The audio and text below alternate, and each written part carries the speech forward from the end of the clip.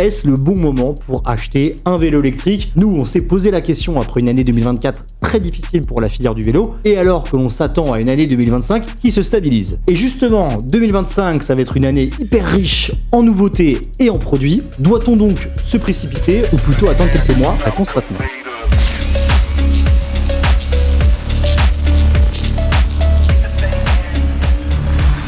J'ai une question quand même. Est-ce le moment d'acheter un vélo électrique? On a pu voir quand même sur les 2 dernières années, c'est que je parlais tout à l'heure du phénomène de surstockage, et pour déstocker, ça coûte cher le surstockage. J'ai déjà visité des usines d'assemblage où du coup tu avais les vélos stockés, c'est dans des énormes cartons, ça prend une tonne de place, ça coûte cher à stocker.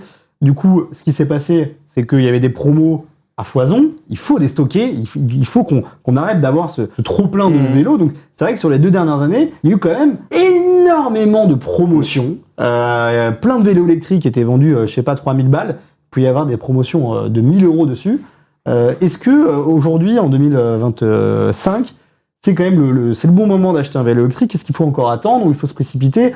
Comment on se situe aujourd'hui sur le marché? En fait, le marché, on dit qu'il était un peu en crise, donc on voit que les ventes ont baissé. Mais les stocks s'amenuisent de plus en plus chez les marques. On a eu vraiment, plutôt en 2022, 2023, un peu en 2024, vraiment des gros stocks, des grosses marques. Par exemple, j'ai toujours un chiffre en tête, celui de Trek qui me disait qu'ils avaient des centaines de milliers de vélos en stock, rien qu'aux États-Unis. C'est des chiffres énormes pour le vélo. Là, aujourd'hui, les stocks s'amenuisent un peu, donc ça veut dire que dans les prochaines semaines, prochains mois, alors que ce soit avec les soldes, les French Days, peu importe ce qu'on peut appeler, les promos vont être de moins en moins intéressantes, disons. Parce que les vélos, en fait, surtout les marques, elles sont mis au placard un peu leurs nouveautés. Et je pense qu'elles ont réduit un peu leur marge ces derniers temps. Et là, elles vont le réduire de moins en moins. Si on veut acheter, si on veut faire des économies plutôt maintenant, je pense que les bonnes affaires étaient à faire, sont à faire ou étaient à faire les mois écoulés. Ouais. Puis en plus, on arrive à un moment où, si tu veux, comme toute cette situation morose et de crise a encouragé les marques à ne pas sortir de nouveautés, là on arrive on va bientôt se déplacer à l'Eurobike, je pense qu'il y aura énormément de nouveautés. L'Eurobike 2026, il y aura encore énormément de nouveautés parce qu'il y a des marques qui depuis 2-3 ans travaillent sur des vélos qu'elles ont gardés de côté bien sagement en se disant on attend que le marché reparte pour les présenter. Et donc là, on va arriver sur toute cette vague de nouveautés et les nouveautés, ça se brade pas. Mais ce qui est intéressant pour le consommateur, c'est que du coup, il va y avoir cette fameuse vague de nouveautés, ce renouveau, un nouveau souffle technique et technologique dans le vélo électrique qui va vous permettre d'accéder à des nouveaux moteurs, à des batteries avec une meilleure densité énergétique par exemple. Donc il y a quand même un truc, je trouve qu'il y a un slot, moi je trouve intéressant à prendre dans les prochains mois sur le vélo électrique, c'est que tout a été retardé à cause de la crise et que là, on sent quand même il y a beaucoup de choses qui vont arriver. Donc d'un côté, la saison là, elle est favorable à l'achat d'un vélo électrique si vous voulez aller faire des balades. Ou après, il y a quand même des bonnes affaires. Il y a une très belle offre, pléthorique. Il y a du reconditionné aussi avec des superbes affaires. Tout à fait. Donc du coup, je pense qu'on va être sur une belle année quand même.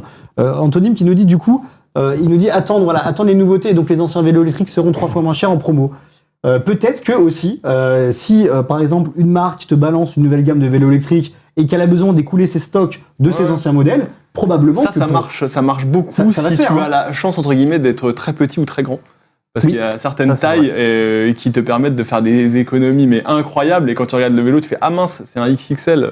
Il me manque 10 cm, mais qu'est-ce que j'aimerais être un peu plus grand.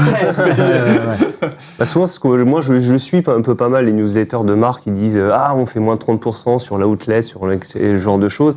Et on voit toujours, c'est toujours des modèles qui sont pas forcément à notre taille, pas forcément le type de vélo qu'on a envie d'avoir. Donc Après, les plus belles promotions sont aussi sur le haut de gamme, mais c'est des vélos qui partent de très haut. Donc même si tu as 1500 €, 2000 € de réduction sur un vélo quand on valait 4500, 5000, 6000, ça reste quand même. Tu fais une belle affaire. Ouais, tu fais une belle affaire. Mais c'est pas un vélo qu'on peut considérer comme accessible. Il y a Oliège qui nous demandait, est-ce que ça existe des VTT électriques pas trop chers? C'est vrai que les VTT électriques, on est quand même sur des machines qui, de par leur usage, ont besoin de composants solides, durables, plus de composants, notamment en suspension avant, plus cher généralement, avec plus de débattement, une suspension arrière aussi, si tu veux vraiment un tout suspendu et pas forcément qu'un semi-rigide.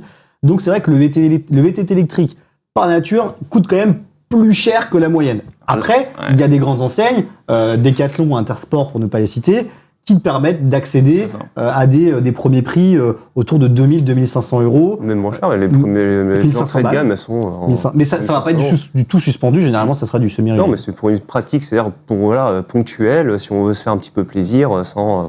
Faut savoir, en fait, dans le vélo, il faut savoir ce qu'on achète, il faut connaître son usage avant pour trouver le bon produit. Évidemment. Mais globalement, un VTT électrique de qualité, ça va être 3 000 € minimum, je pense. Oui.